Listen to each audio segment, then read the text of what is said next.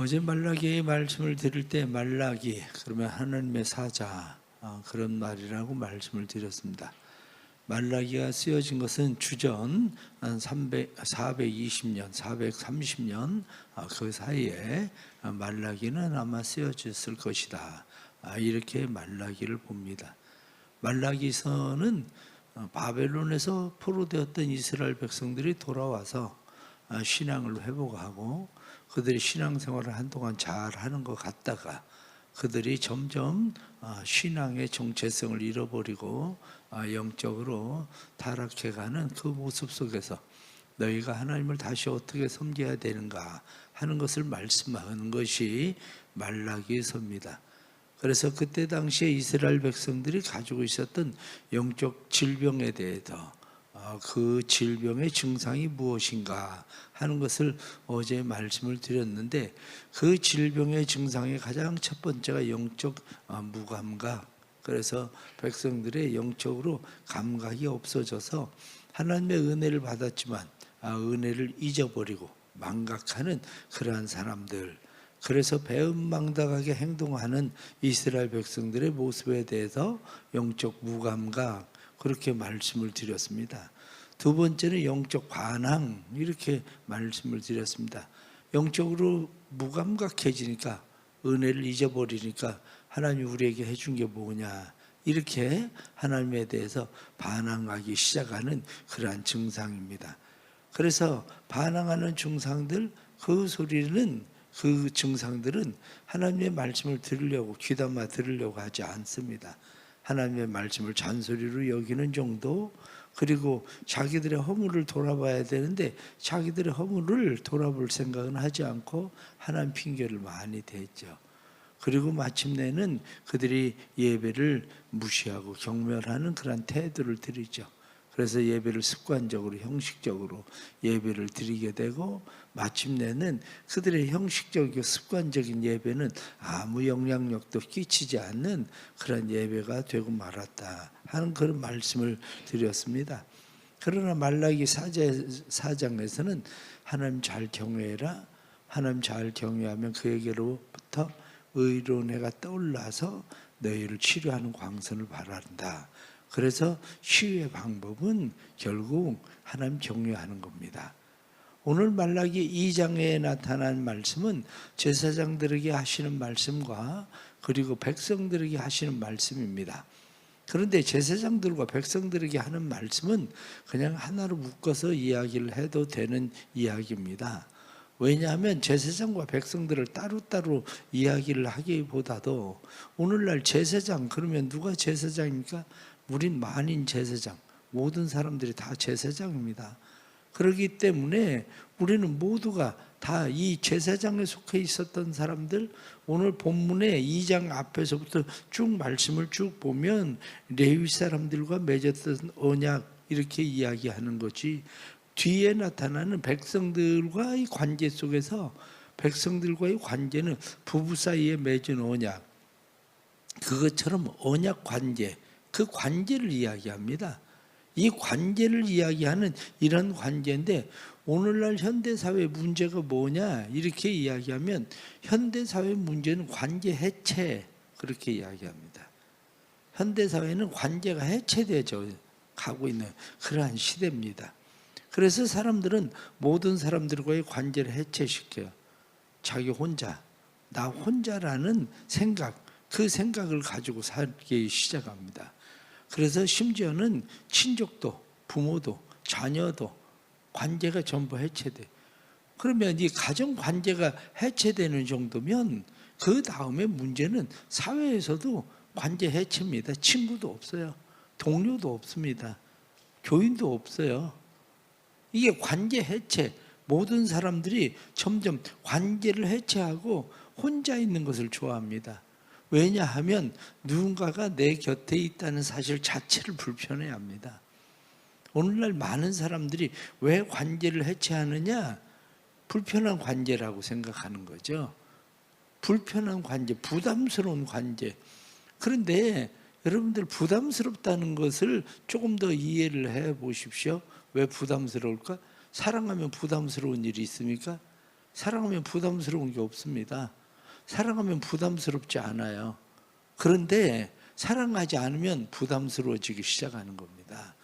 사랑하면 없어서 못 해주지 부담스러워서 못 해주는 게 아닙니다. 없어서 못 해주는 마음이 안타까운 거지. 모든 관계가 마찬가지입니다. 모든 관계들 속에서 사람들은 사랑이라고 하는 것이 사라지고 이제는 부담스럽다는 거예요. 결혼 왜 안 합니까? 부담스러워요. 누구하고 같이 산다는 것 자체가 부담스럽고 내가 누군가를 책임져야 된다는 게 부담스러운 거예요. 애를 왜 안 낳습니까? 부담스러워요. 애들이 사랑스러운 게 아니라 아이들이 내 인생에 부담스러운 존재가 되어 가고 있는 거죠. 그래서 모든 사람들이 부담스러워요. 그래서 심지어는 결혼을 해도 그냥 결혼한 사람들 보십시오. 따로따로 삽니다. 겉으로는 부부지만 부담스러우니까 서로 그냥 적당한 선만 유지하고 그냥 우리는 그냥 사는 거야. 그렇게 소위 말하는 계약 결혼이라고 그래요. 계약 결혼이라는 걸 통해서 이 선은 넘어오지 마, 여기 넘어오지 마. 그래서 자기의 선들을 딱딱 정해서 그 선을 넘어오지 않는 한도 내에서 부담스럽지 않게. 그래서 성적 관계도 우리는 한 달에 2번만 하는 거야. 그 이상은 안 돼. 이게 모든 것이 다 정해져 있어요. 그런 관계적 결혼. 이게 왜 그러냐? 사랑해서 결혼하는 게 아니라 부담스러운 관계라 그렇게 되는 거죠. 이 안에 깊이 깔려 있는 것이 뭐냐면 이기주의라는 거예요. 이기주의. 그러니까 사람들의 의식 속에 깔려 있는 것은 이기주의, 깔려 있는 그 이기주의를 바탕 위에 모든 것을 세워가는 거죠. 이기적 바탕 위에. 그러니까 결국 우리의 삶의 모든 것이 이기주의로 똘똘 뭉쳐져 버린 그런 관계 속에서 나 홀로. 그러면 여기에 중요한 하나가 또 생깁니다. 그게 뭐냐면 바로 신앙이라는 거예요. 신앙이라고 하는 것도 하나님은 부담스럽지 않은 정도의 존재면 좋은 거예요. 하나님 부담스럽지 않은 존재. 그러니까 하나님이 내 영역에 너무 들어오지도 말고 나도 그 안으로 들어가지 않고 적당한 거리, 부담스럽지 않은 관계. 그래서 사람들이 부담스럽지 않은 관계를 어느 정도 생각합니까? 하나님 일주일에 한 번만 갈게요. 주일날 한 번만 제가 하나님 갈게요. 그 이상 간섭하지 마세요. 이런 정도. 그러니까 이런 정도의 관계, 그 부담스러운 관계, 이게 성경은 오늘 이 말라기 2장에서 이야기하고 있는 걸 그 시작이 누구냐? 제사장 너야. 이렇게 얘기하는 겁니다. 제사장 너야. 너부터 시작해서 너희가 그렇게 관계를 맺고 나하고 그런 관계가 언약 관계가 깨지니까 가정도 그런 관계가 돼버린 거야. 이렇게 얘기하는 거죠. 자, 그러면 우리가 신앙생활을 하면서 오늘 여기 성경 본문에 나타나는 이 말씀을 볼 때 이기적 관계, 하나님과 우리 사이의 이기적 관계, 교회 안에서 이기적 관계, 가정 속에서 이기적 관계, 이 관계 해체라고 하는 것을 생각하면 먼저 가정은 어떻습니까? 가정이 이기심으로 가정이 그 바탕 위에 가정이 세워지니까 어떤 문제가 생기냐면 서로 선을 침범할 때에 그 다음부터는 부담스러워지기 시작하죠. 부담스러워지기 시작하면 무슨 생각을 합니까? 이혼이라는 생각을 하는 거죠. 이혼. 내가 손해보는 것 같은 부담스러운 관계. 내가 그렇게 그다지 손해보는 것 같지는 않아도 그래도 불편해. 같이 있는 것 자체가 불편해. 그러니까 떨어져야 되겠어. 그래서 이제 헤어지는 거죠. 예전에는 이혼을 할 때에 자녀들의 문제에 대해서 양육권을 누가 가질 거냐라고 문제 때문에 싸웠어요.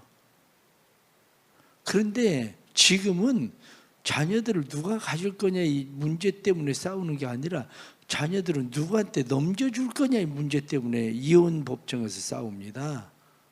왜냐하면 애들이 이제 부담스러운 관계거든요.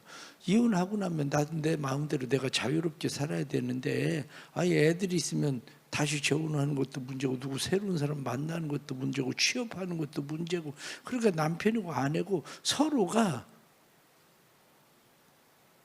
누가 맡을 거냐? 나는 안 돼. 이거거든요. 그럼 네가 맡아 내가 책임질게. 그런데 이미 신뢰 관계가 깨졌기 때문에 돈을 양육권을 양육에 대한 양육비를 보내줄 거라는 믿음이 없어요. 그 믿음이 없기 때문에 서로 안 맞는 거죠. 믿음이 없어서. 그렇습니다. 이게 바로 극단적 이기주의, 신뢰 관계가 깨진 모습이죠. 가정이 그러면 교회는 어떻습니까? 교회도 마찬가지예요. 교회도 조금만 불편하면 서로 모이지 않습니다. 서로 조금만 불편하면 엮이지 않습니다. 교회에서 해마다 목장 짜는 게 왜 그렇게 불편한데요? 힘든데요? 서로 엮이고 싶어 하질 않아요. 교인들은 목사님 짜주세요 이렇게 얘기하는데 목상 안에서 일어나는 일들 자기들끼리 하는 얘기는 진실이 아니라는 걸 알아야 돼요. 어? 왜 목사가 그렇게 머리를 아파하는데요? 본인은 가고 싶어도 받아주려고 하지 않고 본인은 나오고 싶어도 눈치 봐서 나올 수도 없고 내가 생각할 때는 일주일에 한 번씩 만나는 건데 기껏해야 한 달에 2번 만나는 건데 그것도 번제팅으로 만나고 그것도 30분 만나고 길어봐야 1시간 만나고 좋은 목장 같은 경우는 2시간도 만나요.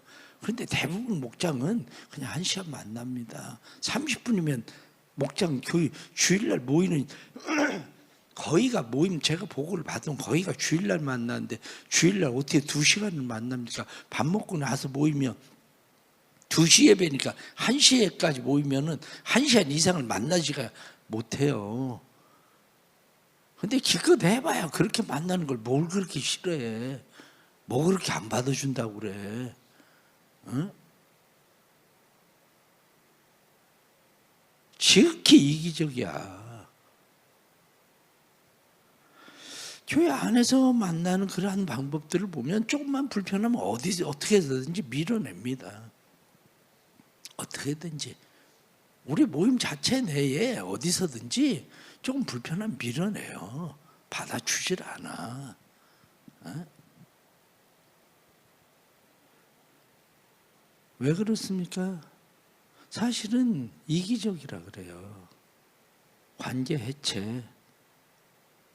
그렇게 하고 너희가 어찌됨입니까? 이렇게 얘기하냐? 그 얘기에 오늘 성경 본문 14절 너희는 이르기를 어찌됨이니까 하는도다. 그렇게 돼 있죠. 하나님 왜 기도응답 안 해주세요? 하나님 어떻게 된 거예요? 우리한테 어떻게 이렇게 하나님 하세요? 하나님한테 그 얘기하고 있는 거예요. 어찌됨이니까 하는도다. 그런데 하나님께서 말씀하시는 거 너희 제사장들 하는 짓 봐봐.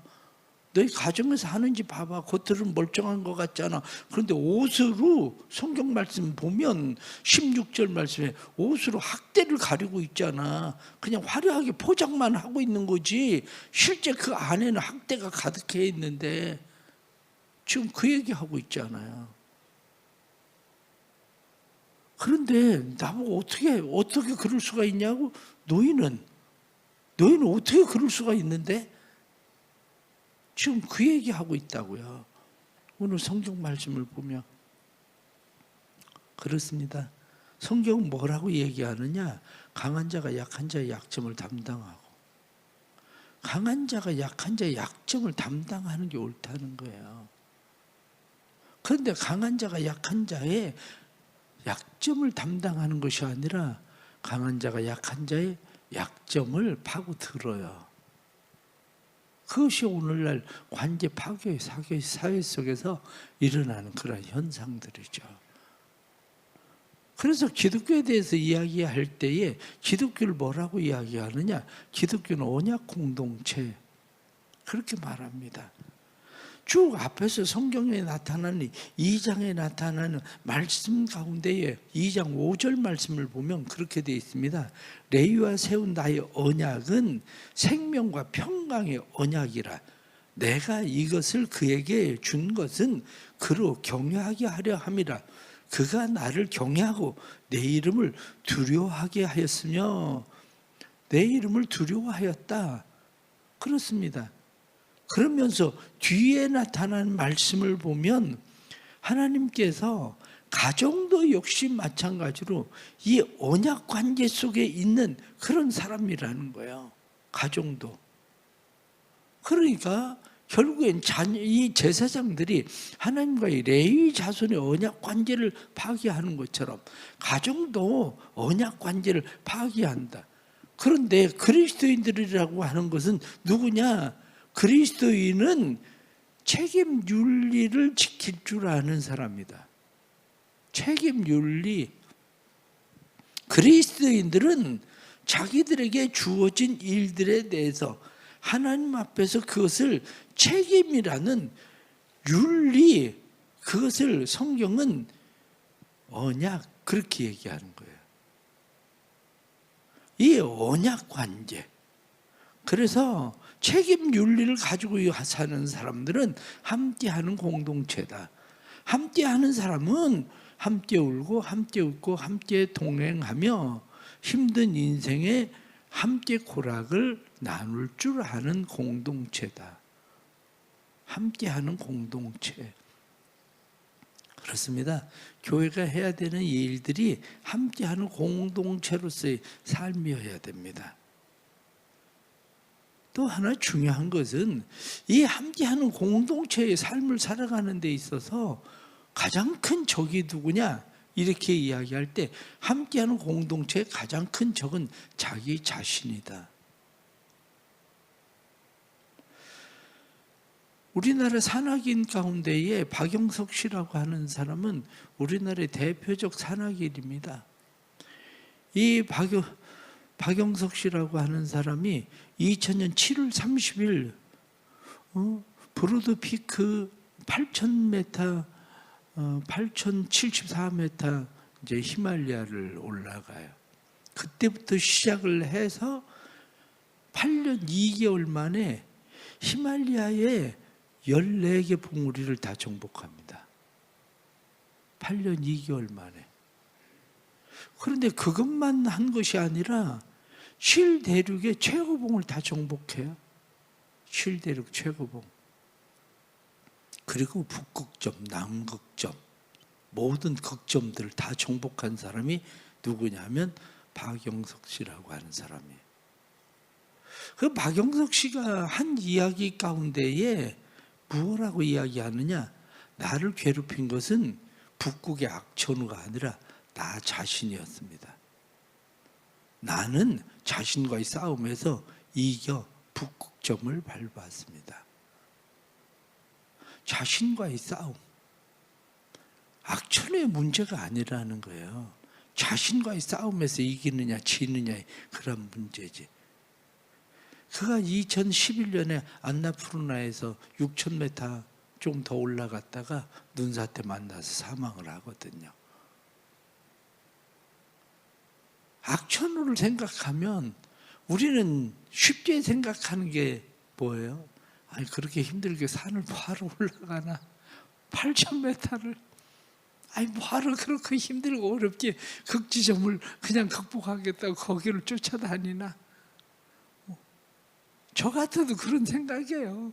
아니 뭐하러 그렇게 힘들게 그 산 꼭대기를 올라가겠다고 추워서 손 다 동상 걸려가지고 그 꼴로 하면서 거기로 올라가나? 그래요. 그 얘기는 쉽게 무슨 얘기냐? 나 자신과의 싸움을 싸우고 싶지 않은 거예요. 나 자신과의 싸움을. 우리가 하다못해 다이어트를 해도 나 자신과의 싸움입니다. 다이어트를 해도 외부 환경의 문제가 누가 밥 먹자고 얘기하는 게 문제가 아니에요. 그 자신과의 싸움이지. 그게 우리가 하나님의 언약을 지키는 게 자신과의 싸움이지 누구의 문제가 아닙니다. 그런데 우리는 자신과의 싸움은 포기했어요. 그런데 하나님과의 관계 속에서는 하나님이 우리에게 해 주셔야 될 것은 해 주셔야 된다고 우리는 생각하는 거예요. 나 자신과의 싸움은 싸우려고 하지 않으면서, 결론적으로 말씀을 드리면 그렇습니다. 문제는 네가 모르는 거야. 너만 모르는 문제야. 그 얘기 무슨 얘기입니까? 문제는 너한테 있는 거야. 그 얘기하는 겁니다. 다른 사람들에게 문제가 있다고 생각을 하는 게, 너는 그게 문제야. 날씨가 험해서 산이 높아서 그것을 정복하지 못하는 게 아니라, 문제는 네 안에 사랑이 없다는 거야. 내 안에 내 언약을 지키고자 하는 마음이 없는 거야. 그 얘기하고 있단 말이에요. 이게 문제는 너야. 그 얘기하고 있는 거예요. 그런데 우리는 늘 하나님 어찌됨입니까? 하나님 우리를 사랑하시는 게 뭡니까? 우리는 그 질문을 계속 던지고 살아요. 올 한 해를 살면서도 나는 조금 더 바꾸려고 하지 않아. 나는 조금 더 바꾸려고 하지 않으면서 우리는 끊임없이 하나님 우리를 사랑한다는 게 뭐예요? 하나님 어찌됨입니까? 하나님 나한테 왜 이렇게 하십니까? 우린 그 얘기하고 있잖아요. 그 이야기. 그 중에 하나는 우리 생각 속에 너무 고정관념, 내가 가지고 있는 고정관념 속에 잡혀 있어요.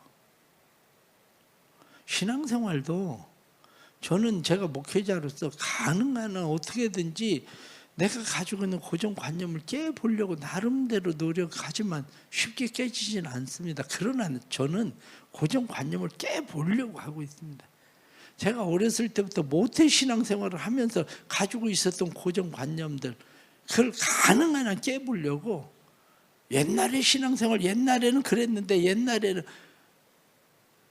얘기하면 여기서 신앙생활을 그렇게 하고 남아 있을 사람이 나이 드신 분 말고는 하나도 없습니다. 우리 자녀도 그렇게 하면 신앙생활 안 해요. 그게 다 잘하는 거죠. 그렇지가 않다니까요. 그게 그냥 쉽게 생각을 해보세요. 옛날에 우리나라에 처음 기독교가 들어왔을 때 성가대가 있었겠습니까? 첫송이 있고 기도송이 있었겠습니까? 첫송, 기도송, 왜 성가대에 있는데 그거 안 하냐? 그게 고정관념이라니까요. 그게 예배 시간에 그러면 일부 예배는 성가대도 없으면 예배가 아닌가? 성가대분들 뭐 왜 첫송 안 하냐? 첫송 안 하면 어때? 그게 뭘 문제야?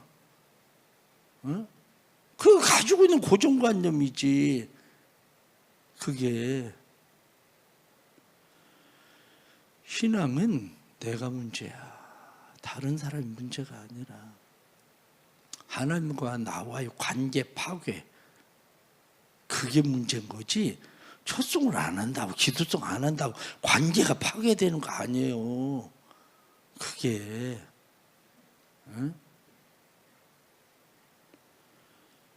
관계 파괴. 그런데 그 일을, 관계 파괴를 주도하는 사람이 누구냐? 목사라는 거예요. 그게 먼저 신앙생활한 제사장들이라는 거예요. 그게. 그렇기 때문에 오늘 주시는 말씀은 어찌 됨이냐? 이렇게 물어보지 말고 너 자신을 봐라. 너의 문제야. 네가 나하고 관계를 파괴한 거야. 제사장이 레위와의 맺었던 언약의 관계를 파괴하던 것처럼, 부부가 부부의 관계를 파괴하던 것처럼 너와 내가 맺은 관계를 파괴하기 때문이야. 그렇게 말씀하는 거죠.